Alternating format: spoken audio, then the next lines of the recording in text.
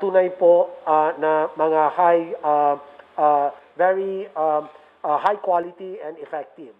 Ngayon po, ang slide po natin na susunod, next slide, nais ko rin pong magbigay ng updates sa kung paano natin patuloy natin tugunan mga issues ng ating mga healthcare workers.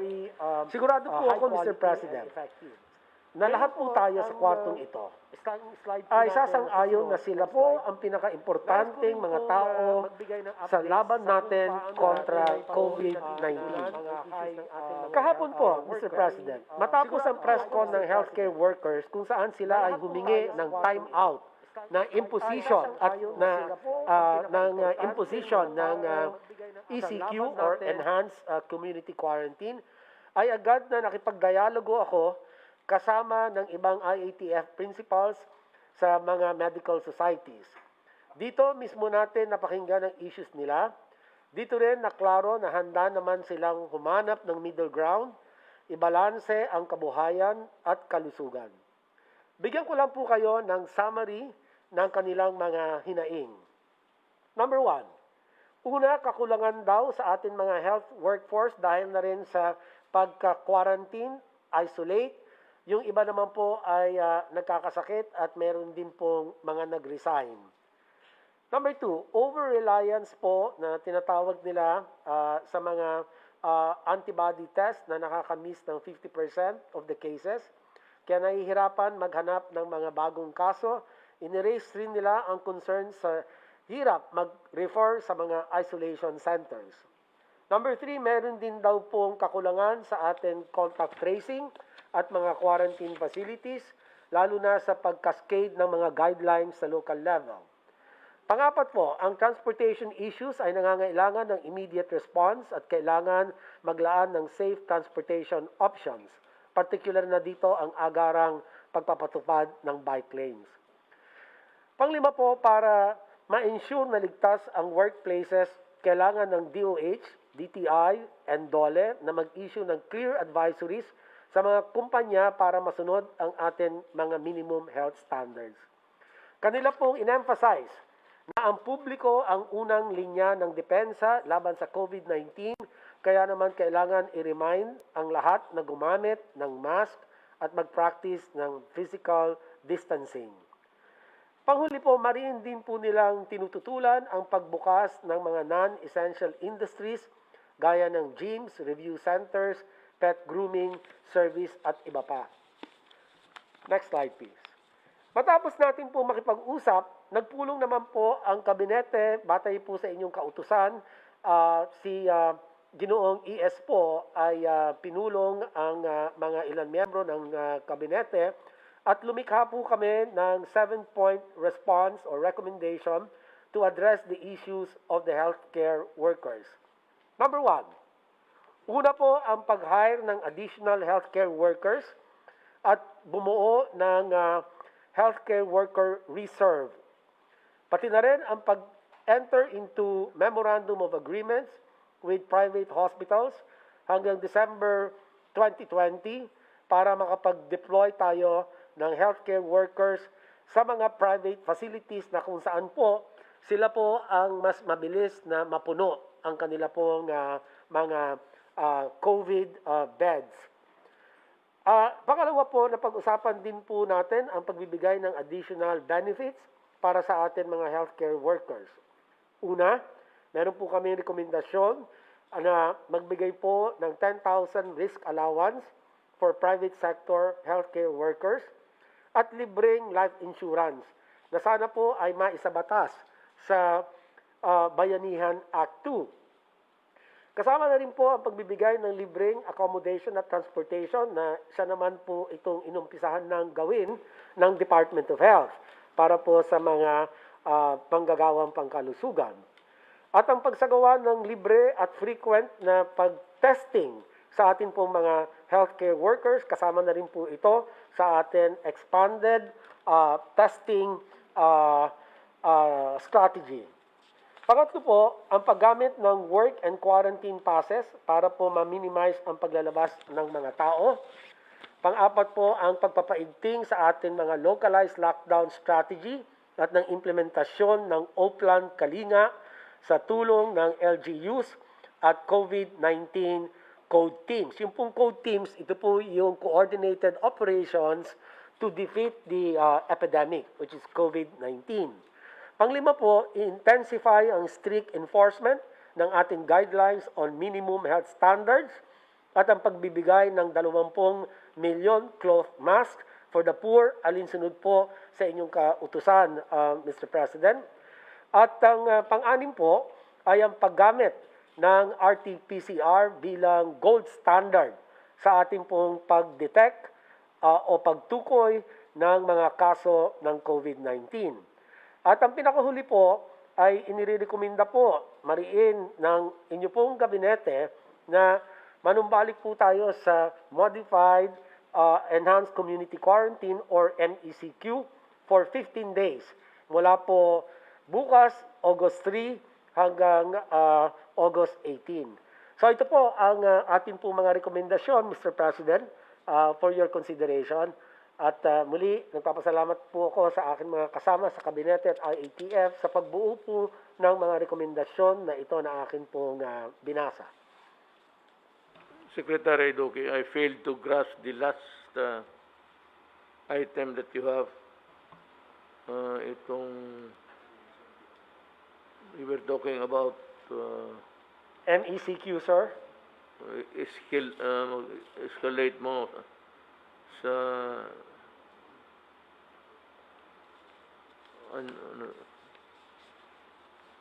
escalate mo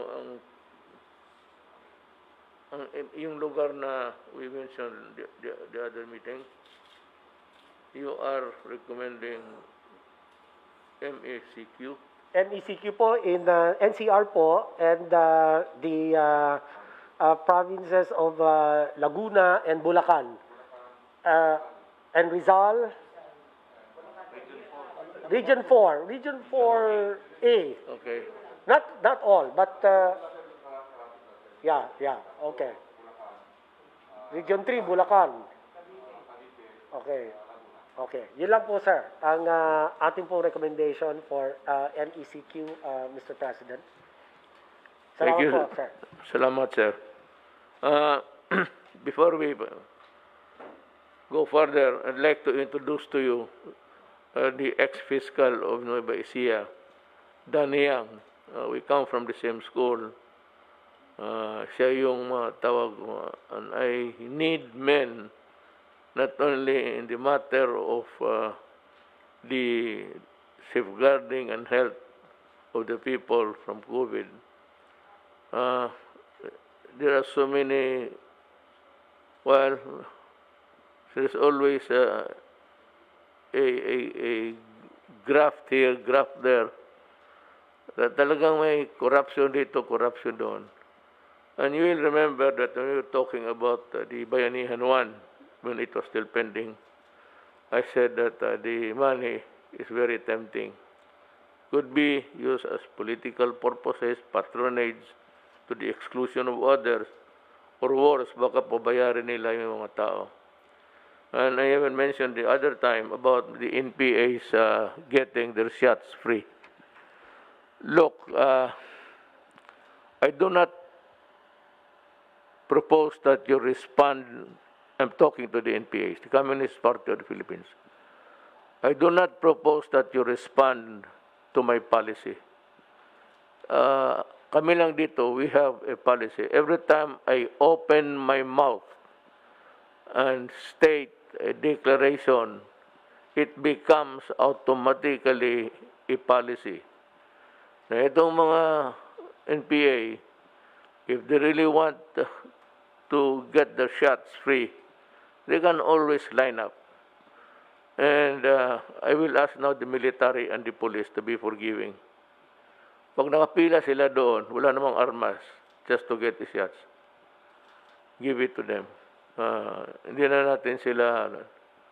But after that, if you go home, then we fight again. But on even grounds. I want you to stay healthy because my soldiers are very, very healthy. And they should be getting the first shots. of the vaccine should we acquire them in due time. You know, ito namang si Fiscal Yang, I want not all, pero itong you just coordinate, Danny is the name, that's, Secretary Anyo, about the corruption charges that we file. I suggest that to save time, unless of course the Secretary in his discretion would rather hear them administratively. You know, you're a lawyer, and the fastest way to do it is actually administrative proceedings. Malayo masyado yung kriminal. So there's so many facets of due process that would derail a proposed prosecution or a proposed, how would you call it, or something that is as a punishment. Pero I have requested officially kay Ombudsman Martires na I am not asking for the neck of the innocents. I just want the graft and corruption stop, and the parties involved in that corruption be prosecuted, be the mayor, the city council, or the barangay captain. And I cited to you the delay, the long and winding road. Huwag ninyo itong ikata, show it to lahat. This is very important because we have so much missteps. Pandol dito, pandol doon because of corruption. And the last thing that I would want to hear is really itong ganito. Baka ipagbili,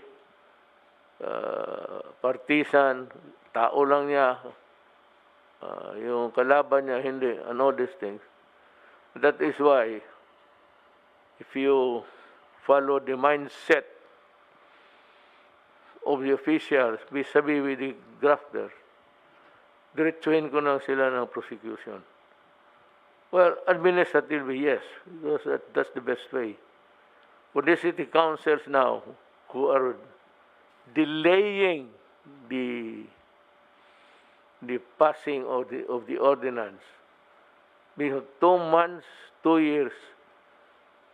I'm telling Secretary Ann here, 2 years, the paper spending, it is graft and corruption.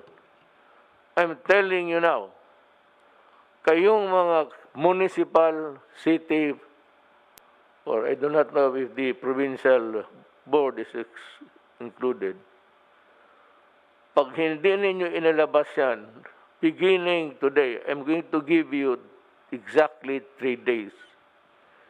Report to the DILG, city, provincial. Ibigay mo doon, and for the DILG to inform Secretary Anyo, yung boss nila, na submitted na. So, the clock is ticking, except on the days we do not hold office. I'll count the 72 hours, weekdays. But for example, if it has been there on Monday, then 2 to 3 days should be on Thursday. If you fail to do that, I am directing Fiscal Yang to file the case immediately with the department o sa nandito nandiyan ba kay ang record nandiyan kay Fiscal, but you can always go to the office of General Anyo and take a look. Demanda mo natin kasi sabi ko, my God,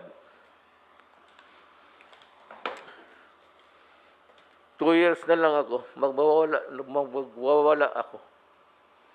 Gusto ko, hinto na ako sa gobyerno, sabay tayo. Talagang I'll see to it that you are effectively suspended preventive, suspended as a form of a punishment.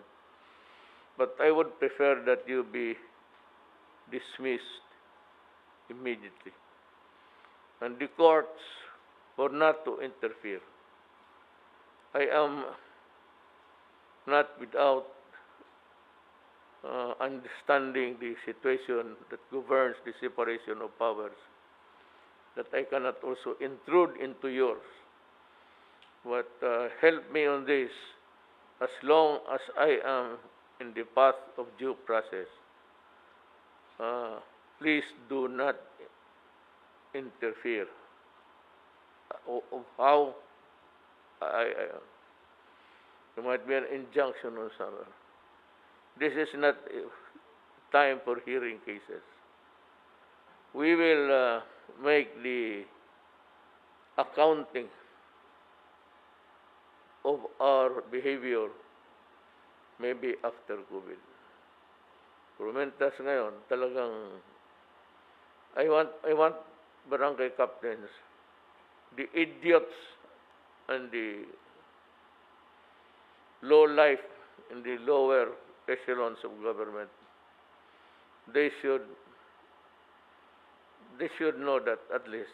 I may not be really the best, but I want to taste your agony, and I want to taste your humiliation while I am here, because you are a criminal. Pag nagkamali kayo dito, wala, kasi pasensya. I will ask I will demand your resignation if it really calls for it. I will really demand. Now, if we come to a 4, well, tignan natin who gets what. Ako, sabi ko, I am already dispensable. Pwede na akong effectively suspended din. Okay ako. Tapos na ako. Kayong mga yawa, kayo talaga ang hiritan ko. Para katikim kayo ng ayaw ninyong huminto eh. So, mga barangay captain, stop acting like God in your barangays. You are just a human being. I'm sure that you know nothing or little at all about governance if you are there into corruption. Kaya kung wala kayong nalaman, talagang nagagalit na ako. Kaya wala akong respeto sa iyo. I have no compunction about sending you to jail or suspending you until the last day of 2 years from now, para mawala kayo sa horizon. You are already removed from the political horizon. You do not deserve to stay in the government a minute longer. Now, I know that you've been earlier, the cry of the moment, which is really, I believe, well taken. And they are right. Itong government, not the government, but yung health workers who will be in the hospitals. Private. Am I correct? Okay. Alam ko ho, kayong adhere or no one is going to meet me tonight. Wala. So if they're listening now, ganito ang the following moves that government has decided. We agree that you are bone weary. Alam ko na talagang kumikit-kit na sa buto ninyo yung kirap ninyo. Both of the pressure, the stress of stressful work, and also the uncertainty and the fear of getting COVID and not having anything in return. And that would also be wrong because yung tawag na unjust enrichment at the expense of others. While it is not really the real case on all fours, it applies that government cannot take advantage of the services of private persons or citizens and yet send them to the dragon pit. So we are ready to consider at itong, well, if you want to term it stipend or allowances or pay, give us time. We will make the report. Sana masali ito sa the second bayanihan. Baka masali ito. Kung masali ito, ibibigay ito sa inyo. Ora mismo. No delay from the Treasury, diretso na sa inyo. If you want it to be Treasury warrant, fine. If you want to be in cash, fine. We will look for the right persons to distribute it. But the thing is, you can rest assured that there will be no corruption dito. Talagang uupakan ko kayo, mga putang ina. Talagang uupakan ko kayo. Yeah, the humiliation of being treated as one who has been ousted from service because of corruption. Para malaman ng mga anak ninyo na babuhay kayo sa putang inang kalukuhan.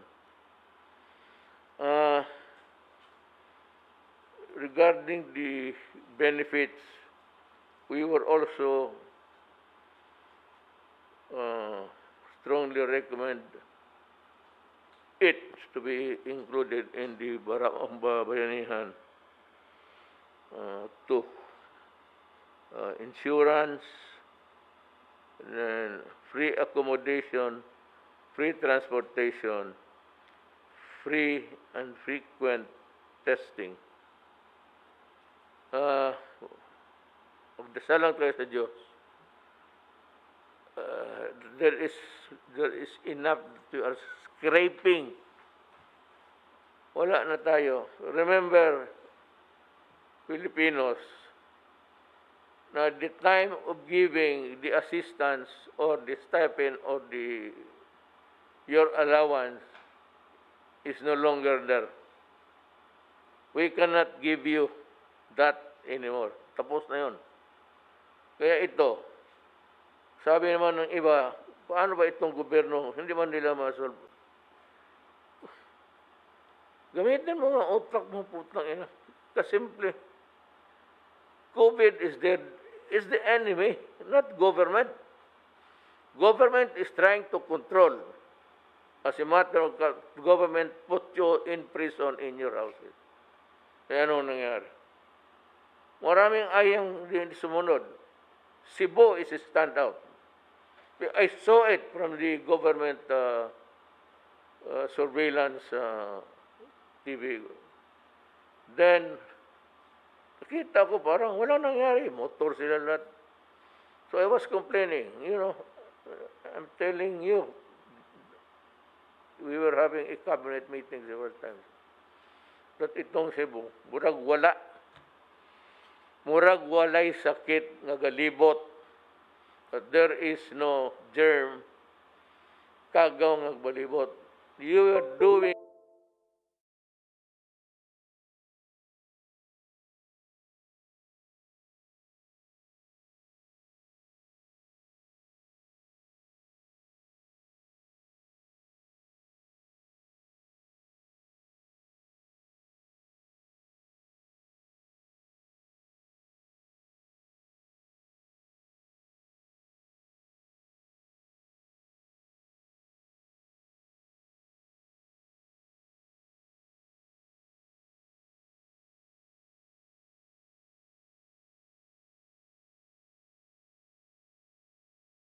suspended the way of the usual life and tried to sequester you inside the quarantine of your homes.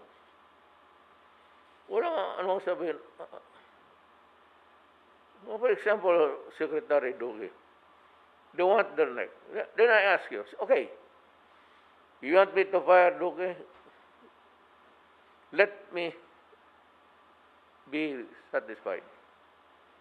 Anong kasalanan ng tao? He did not import COVID. He was there all the time, and an infection was overwhelming, not only for the Philippines. I do not want to compare it with any country, but it was a global thing. And ngayon, bakit tayo marami na? Well, sana makapanood kayo ng YouTube or YouTube. Makita mo ang spike ngayon, binalikan sila. And the scientists say that it will be, this COVID will be forever, for decades. So ang sinasabi ko sa the same. What I said earlier, in the early days of this pandemic thing, I said that, be careful because it is swallowing the rest of the world. And I will be no exception. Dito sa Cebu, makita mo naman sa Cebu pati Maynila, almost same behavior. May mga tao talagang nasa labas, and they can only be controlled kung saan sa mga barangay, kung saan kayo nakatira. But kung nakapuslit kayo, tapos magpasel-pasel, magnegosyo pa rin kayo, whatever, and without a mask at that, making it worse. Hindi ka naman, ngayon marami. Then you say that government, nobody, pandemic nga ito eh. The epidemic is bad enough. But the pandemic is that every country is now using its own resources. Hindi mo kabigayan. China of late might be delivering some help in terms of equipment. Pero hindi kasalanan. Now, if Secretary Duque misquoted or was not accurate sa kanyang figures, para sa akin, matulala ka sa figures because they come in incomplete and sometimes wrong, sometimes asymptomatic, sometimes nakauwi na. So I'd like to know, let me ask you a question, Secretary Duque, if you may please. Itong sa case summary natin, itong nakalabas, kasali pa dito sa the number of recoveries. Is this an original number or a changing number? Only those that are presently hit or affected. This is a changing number, Mr. President, kasi yung pong meron pong IATF policy or resolution that the time-based reckoning of recoveries of the asymptomatic and milds after 14 days po that they were in quarantine from the onset of illness. Kasi yan po, usually 10 days nga lang po, sabi ng WHO, gagaling ka na po. Basta mild po and asymptomatic. Kung natapos po ninyo yung 10 days na yon, nagdagdag pa po ang DOH with the approval of the IATF ng 4 days para 14 days. So after that, ibig sabihin po noon, magaling na kayo. Yes. And I'm asking about the figures. Does this include people who are already cured? Yes, sir. The recovery, sir. So this is a constant number. Yes, sir. This number will continue to increase as more and more people recover. Including the first computation. Yes, sir. Kasama na po. Itong 103. Yes, sir. This is part of the 103,185. And of this, meron po tayong recoveries na 65,557. Ang ating pong active cases, which means these are still either in quarantine or in the hospitals or in the ICUs, isolation beds, depending on their clinical condition, Mr. President. Yeah. Opo. I know, especially those. Now, look, ladies and gentlemen. By the way, si Fiscal Yang, I forgot to mention where he belongs. He is with the presidential anti-graft. Doon ka. Then I need another classmate of mine. Tinabahan ata ng COVID. What is really very, not sad, but almost an irritation that could put stress on anybody's mind.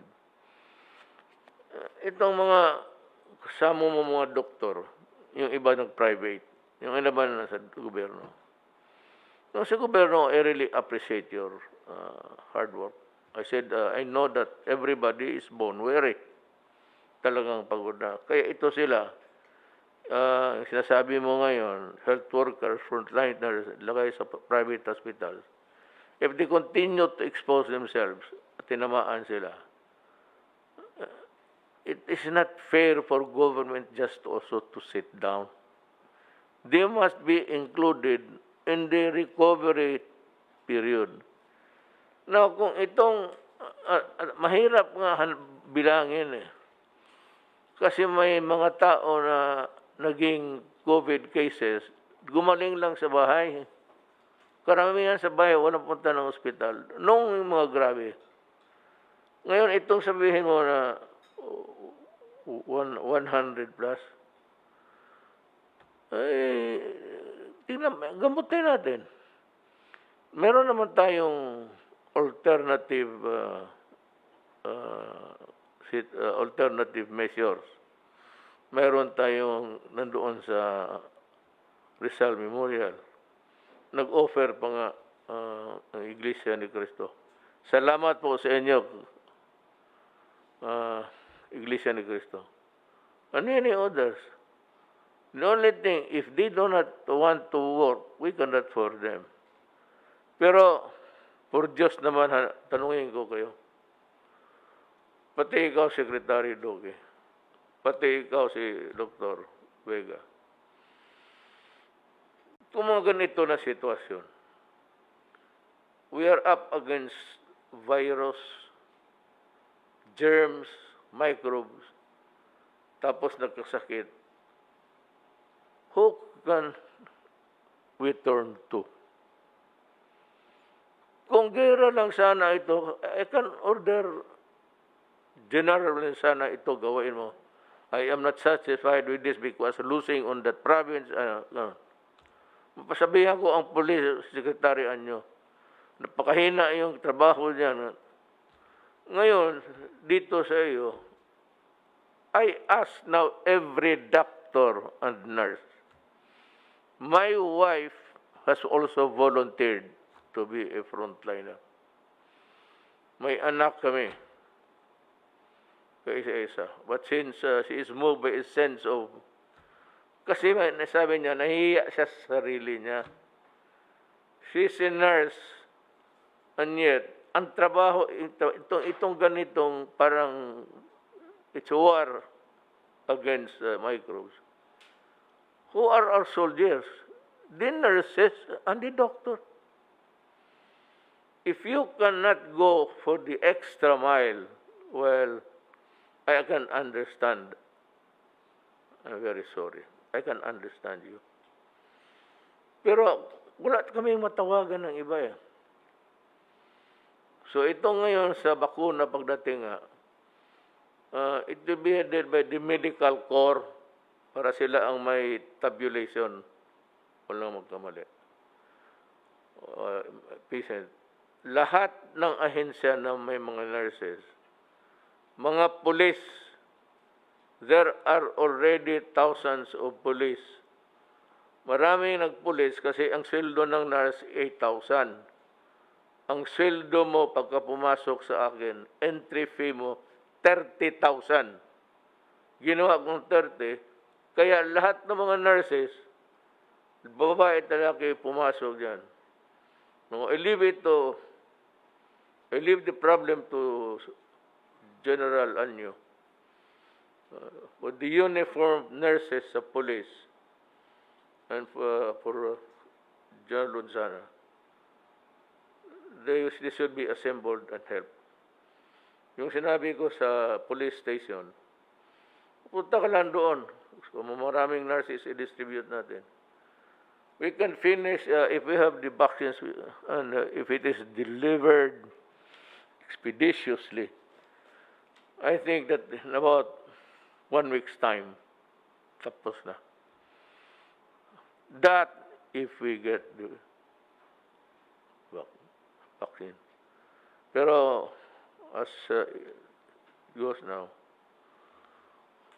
wala pa namang, sinabi lang na kompleto na. And China is leading. That's what I told you. I believe in China because they're very conscientious. And hindi likramador. May isang bayan na mayaman, pagka reklamador na binigay na ng Panginoon Diyos yung biyaya niya. Tapos sige pa reklamo. Ngayon nag-spike kasi sige sila protesta. Kaya ako dito, kasi mga left, sige, sabi ko, yung mga left, if you want to protest, go ahead.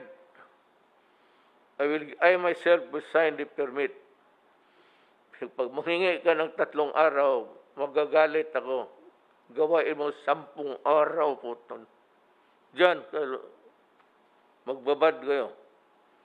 Protest to the high heavens. But for as long as you are not a part of government and you do not know better, worse is you pretend to be an advisor, tapos sabihin mo mag-tweet ka, God help this country. Huwag na natin distribuhan ng Diyos. Mas mabuti kung you are not a part of a team. I can see an ambition in a man's face. Kaya tapos magsali, bakit hindi mo kami in-advisean? So what can you advise about COVID? Tell me if you're a doctor, anong ma-advise mo? What's the best solution? Best solution is you go into your house, stay there, do not crowd in other places, mingle. Walang, at least mahina. But yung gamot, what are we doing? What are we doing? What can we do? Magbigay ng pera? Wala na tayong pera. Mayroon pa dyan yung mga bright na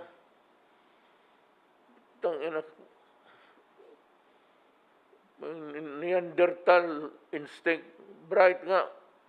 Modern, pero Neanderthal thinking na sige sabi ng gobyerno, sige banat sa gobyerno. Butang ina, ganito yan eh.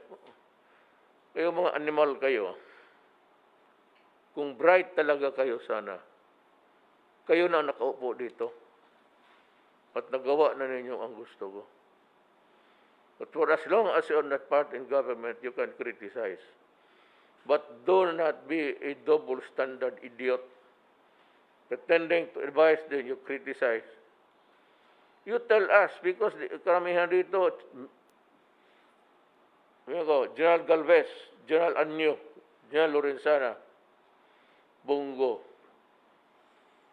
Hindi naman tayo, isang doktor ka lang eh.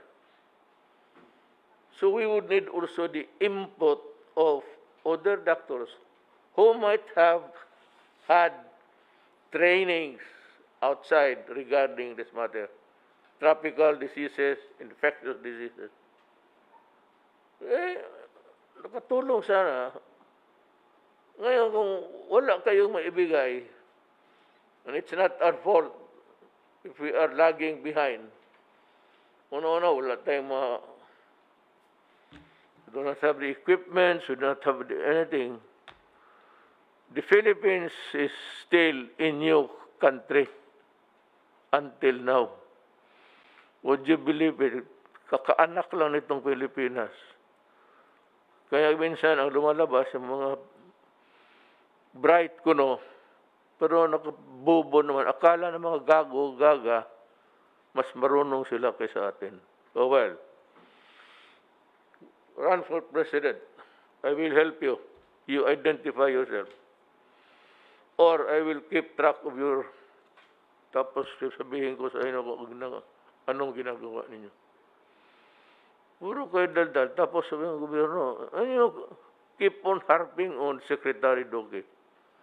What will I do with him? There's lack of hospital beds. Talagang nagkulang. Nobody anticipated this. This is a pandemic. It's bigla. Medicines, ganon din. Naghintay tayo ng matagal. Yung mga ventilators, ganon rin. Nobody expected that thousands will get sick on a single day. That is, as a matter of fact, almost a preparation for a war. Kung talagang gusto mong preparado tayo. Baski magtayo ako ng 10 hospitals bukas, kunin ko yung mga hotel, expropriate ko. 100,000 kung totoo talaga sakit.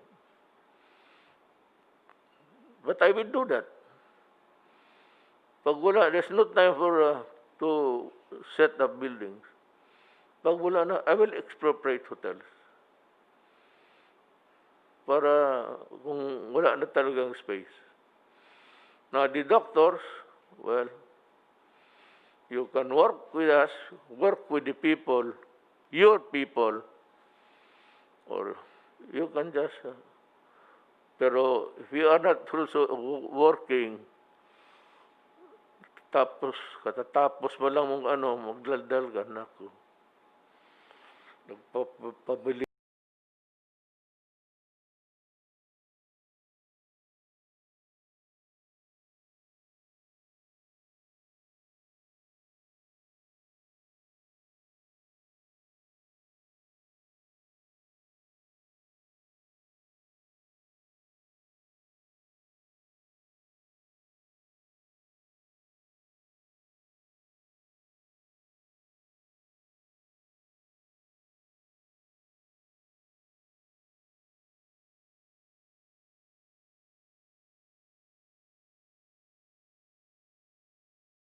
Gana. Huwag ninyo kaming pabilibin that it would come. Yun na lang ang police station mas malapit, saka marami. Basta doon, only requirement is Pilipino ka, wala na. Kung gusto nilang pa-injection ng 5, magpaikot, hayaan mo. Sige. If you want to have an overdose of the vaccine, go ahead. If there's one thing that we cannot help, there is no cure for it, is stupidity. And mind you, all those people talking and criticizing, hindi naman alam. Kung ilagay mo dito, yan naman, makandara pa yan. Kung ilagay mo dito, yan ngayon, so, sige, kayo dito. Oh, they will hang you. There's the bin, they will hang you. We're doing our very best. And yung localized lockdown. Sorry, Manila. Ngayon, magsabi kayo, i-lockdown mo na ang Manila. Ibang lugar, entire Philippines, para talagang wala nang mahawa. Wala ka nang mahawaan, wala ka nang mahawa. Problem is, wala na tayong pera. I cannot give food anymore and money to people. So, I have to, so it's modified, for the, lalo na for the critical industries. Food, number one. Medicine. So, binitawan ko yan sila kasi unang-una wala nang makain. Ilan lang ang tao talaga na may savings good for a rainy savings for a rainy day. Well, our savings is just good for a drizzle. Ano bang drizzle sa Tagalog? Ambon lang. Yung ibang preparation for a typhoon. Hindi tayo mayaman. Do not compare us because our money is equivalent to about 48 ngayon ang exchange. 49. For today, it's 49. Ang ating 49 pesos, $1 lang yan. Ang bilihan sa labas, ang ginagamit, $1. I do not know what is taking China to implement or putting it in reality, in practice, na ang gagamitin ng sa exchange sa international would be the ano tawag na? Yuan or renminbi, Mr. President? Duman. Wala tayo. At least sa China hindi magkwenta-kwenta kung ilan ang pera mo. And I'm assured that we would be prioritized in it. Now also, mga barangay captains, it's time that you really work. Isauli mo sa tao yung honor na binibigay nila sa inyo. Binigay ninyo. Ay binigay sa inyo ng tao. You work. Strictly enforce ang quarantine, lalo na yung lockdown. Kasi ang Manila, dahil ang mga tao, maraming tao na lumalabas. Jadi maraming mahawa. So sabi mo, what is Duterte doing about, government doing about? Hoy, Mario Josep, magbili ka dyan ng vaccine. O akong bibili sa'yo, turo mo lang kung saan. Well, it's vaccine. Baski saan ka, it's vaccine. Now, yung contact talaga. That is why para hindi naman kahawa, o mahawa man sa bahay ka na lang, it behoves upon the barangay captain, municipal mayor, to see to it that kung maaari lang, kung posible lang, that your barangay or municipio city is co-free. Well, some mayors are overly strict. Wala na tayong magawa doon kasi under the local government code, they authorize also to move. Well, we are appealing to Congress to isalin lang sana itong yung sa mga health workers, isali sa bayanihan to isalin lang ang free accommodation, free transportation, and free and frequent testing. Mr. President? Yes. May I respectfully reiterate my very strong recommendation with the support of the Cabinet for NCR, Laguna,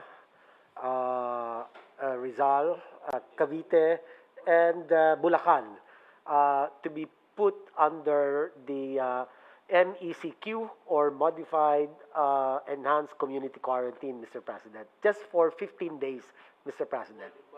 Modified Enhanced Community Quarantine, Mr. President. Yes, sir. With your approval, Mr. President.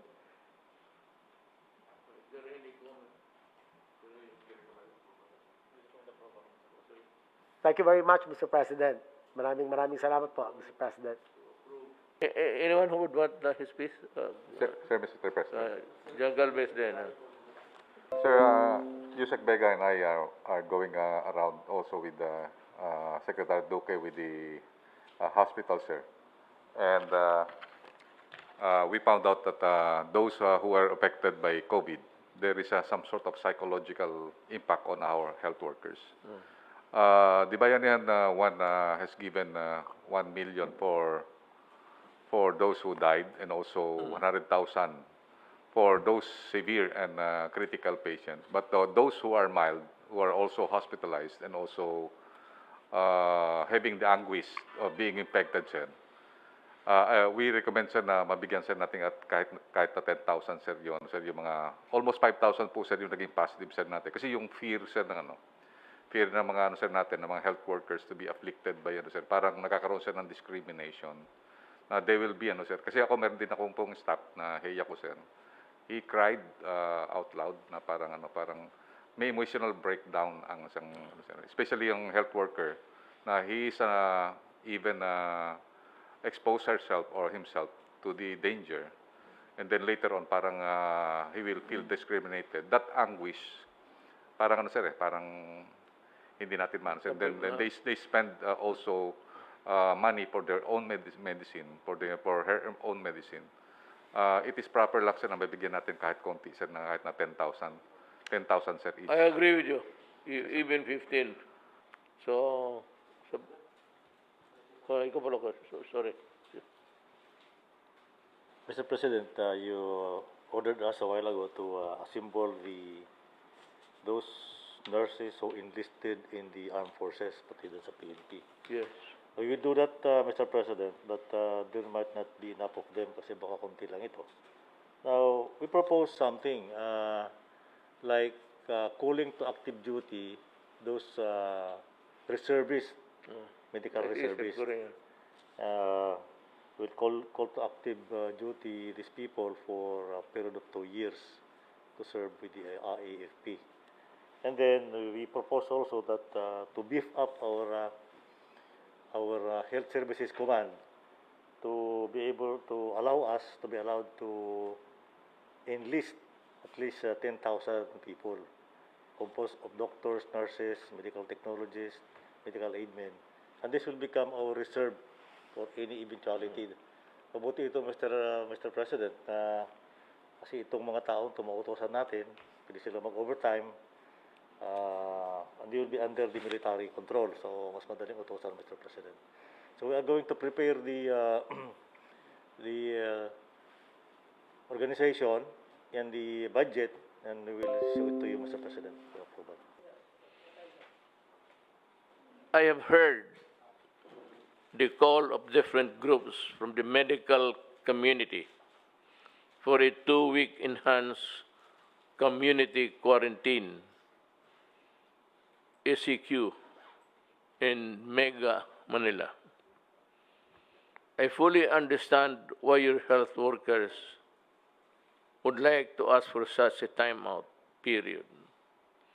They have been in the front lines for months and are exhausted. To our health workers, this is a war that you have been trained to fight. This is a profession that you, all of you, and who are educated and trained to face such challenges, you're frontliners in the battle because you are learned in this field. Kung bayaan natin tutulungan, kung walang tutulong rather, sa bansa at ang mga kababayan natin, sino ang maasahan ko? Sino ang maasahan natin na gumawa ng trabahong ito? Huwag kayong mawalaan ng pag-asa. Nakikita at kausap ko ang iba sa inyo. Habaan ninyo lang. You stretch your patience and your not endurance, because you can only also take so much. Your fervor Haan na lang ninyo yung pasensya ninyo and your fervor na ikaw isang medical tao. At tiwala kami sa inyong kakayahan. We are aware that you are tired, that you have worked almost even beyond 24 hours a day. Pero ito kasi yung, wala kami matakbuhan. Kayo yung nag-aral. Kayo yung may alam. Na ngayon, kung sabihin ninyo na anong mabuti, and you raise the spectacle of yung ang agony ninyo, you treat it as if you're about ready to stop to work. Huwag naman ganun kasi kawawa ang mga kababayan. Sino man asahan namin? I don't know, I'm sure that that's not into your heart. But from your maybe despair, I would like to tell you that ang ating gobyerno ay hindi mag-iwan ng mga trabahante niya. So to my fellow countrymen, we are doing everything possible to alleviate the situation, to assist our healthcare workers and enhance and upgrade our healthcare system. Alam mo kasi, first time nangyari ito eh. And this is not just something like a call to action for a few sick persons, maybe because of the distance or maybe because of the... Ito lahat eh. Wala namang may gusto. Kaya nga si Secretary Duque, gusto nila putulin yung ulo. Ano mang kasalanan niya? Na yung medisina nandyan, buhol-buhol ang trabaho because this is the first time. And hindi ko kinukumpara. You read or you listen to BBC and CNN. Nakita ninyo, America and the rest are far more worse than us. Yan ang problema. But they have the machines, they have the equipment. And yet they are suffering terribly.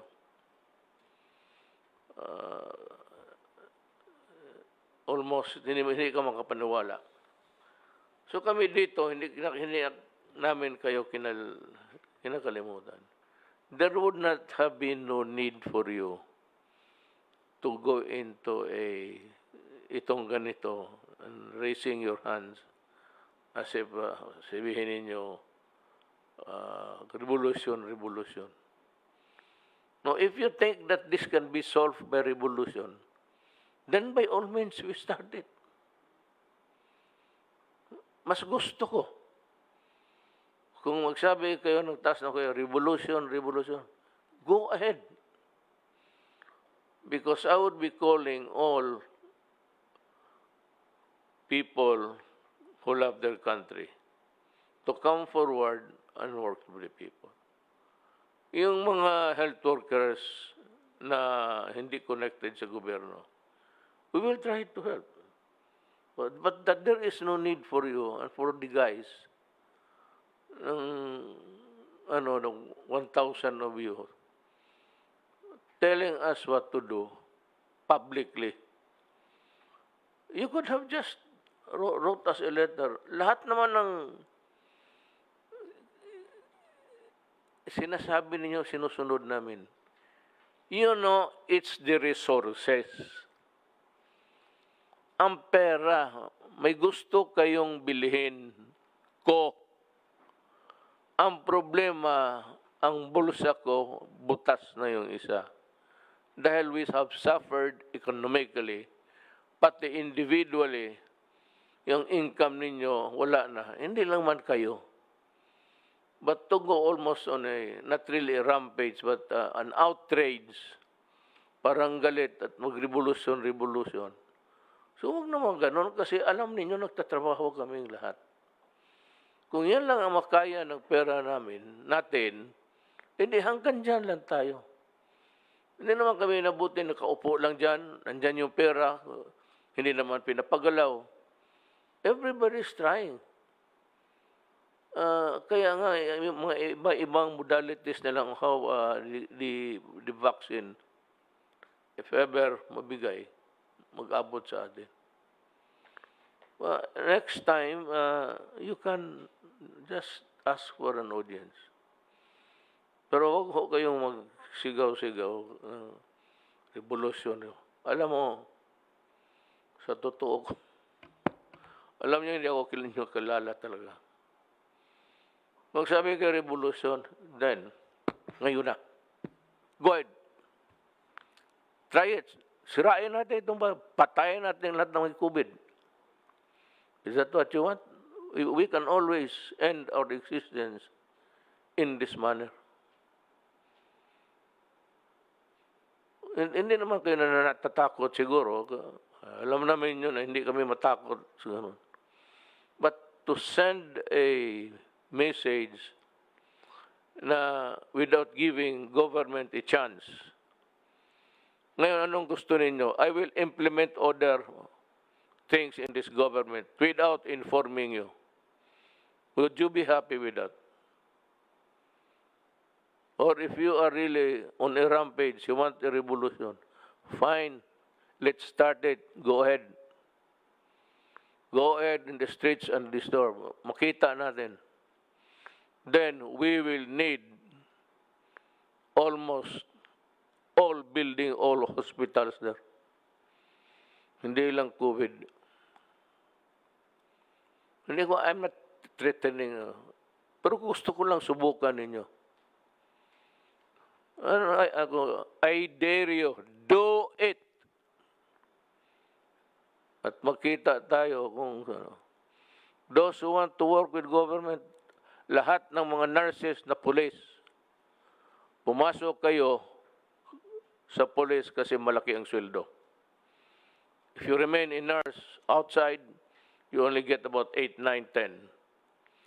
So, it's time to give more to the people. All nurses sa uniform sector will have to work. And we can always ask for volunteers. Then I am asking Secretary Lorenzana to mobilize, call a mobilization of doctors and nurses and those who can help. Kung yan na lang ang maasahan namin, or I might outrightly call for all reservists to work. Yan na lang. Ang COVID nandyan, wala namang kasalanan. Ni ikaw, wala kang solusyon. What are you bubbling about? What's the solution? Except COVID. We've been frank before with you. Still frank until now. And that is also the answer of all leaders of government. Anak ka nang, do not so as to be heard. I don't give if you gather 1,000, 2,000. But bear in mind na kayo mismo, kung ipa-take over ko kayo kayong lahat. Ako ang magbayad sa inyo. Take over ninyo. Tignan ko kung ano ang lagay ninyo. We are not incompetent here because we are not doctors. Kayo ang dapat ang you should do the soul searching, not us. Kami kayong makatulong sana at wala kayong ginagawa kung magreklamo. Ikaw naman, what can I do? I've always been praying to God for the vaccine. Alam niyo, doktor kayo eh. Huwag na natin dramahin ito ng mga pasulat-sulat. At saka itong mga health workers that I said you are bone weary. Bone weary is an idiom. It's just simply that you are too tired to move. You are beat. Ika nga. Bakit kayo hindi pumunta dito na pera? Hanap tayo ng pera.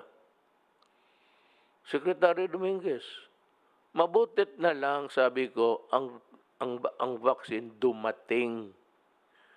Kaya yung prediction, my dire predictions, is that it would usually take, tanungin niyo, kayong mga doktor, 5 years to perfect a vaccine.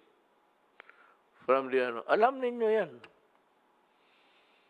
So, do not try to demean government. You are not actually criticizing. You demean by government, your own government, by just going ahead. At saka takutin ng revolusyon. Bayan man natin ito. Gusto ninyo, sirain natin. Start it now. Not a moment to waste. Ako kung anong klase ibigay ng tatrabaho ako, kung anong ang nasa harap ko, I will react appropriately. Kayong mga nurses, ulitin ko, outside, o aid workers, maghanap ako ng pera sa Congress.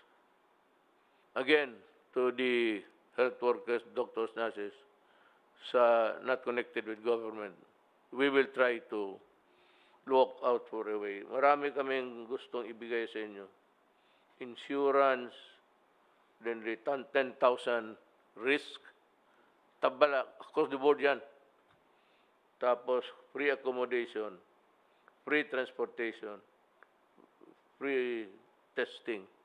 Siyempre, dapat kayo every 2 days, masakit lang sa, wala bang pantusok na putang ina na hindi.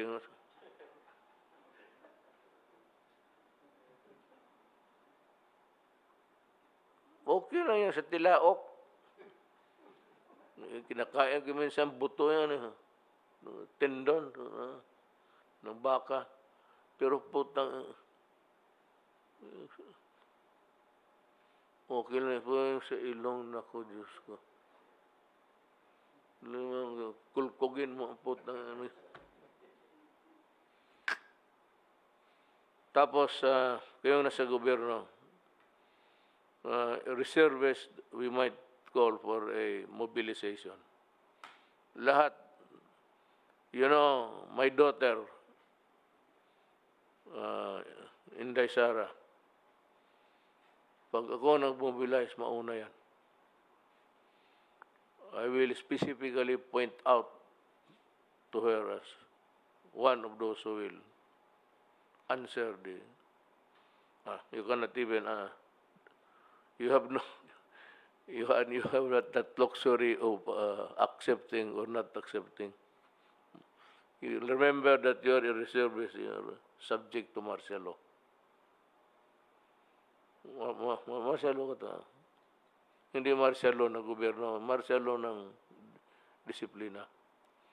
Tsaka yung mga police, mga nurses, be ready to be deployed. Mga police, advise your workers na yung mga police mga na babae, ibaba ninyo lahat. We will train them for about just 1 or 2 days. We will select a big auditorium, yung PICC. You come here in the morning, free merienda, masarap na pansit, pati tapos merienda, mag-uwi kayo.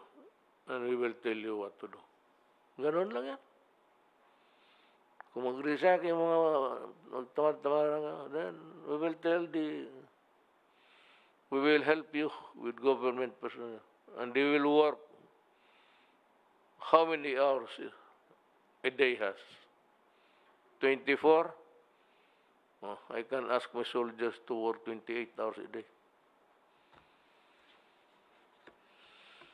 Yung mga sundalo, yung mga pulis. So, we are not actually inutil. Tsaka, next time, as a matter of courtesy, not to me, I don't need it, but to the government, kasi gagastusin natin yung pera ng tao. The next time, huwag ninyo akong parigin ng revolution. Naku, Diyos ko. Yan ang mas delikado sa COVID. Kaya kung magrevolusyon kayo, you will give me the free ticket to stage a counter-revolution. How I wish you would do it.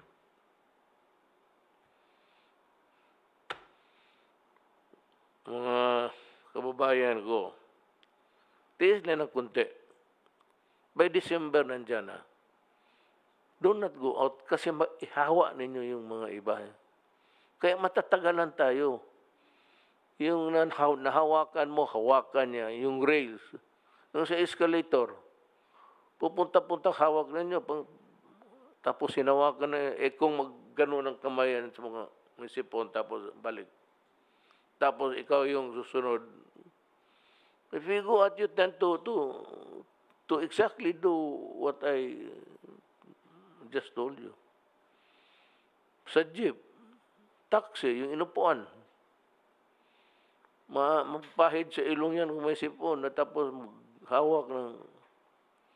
Wala nang katapusan. So, kindly stay home kung hindi naman talaga importante. And for those who really are working in the government critical public work, we have to go. We have to work. Mayroon na tayong medisina.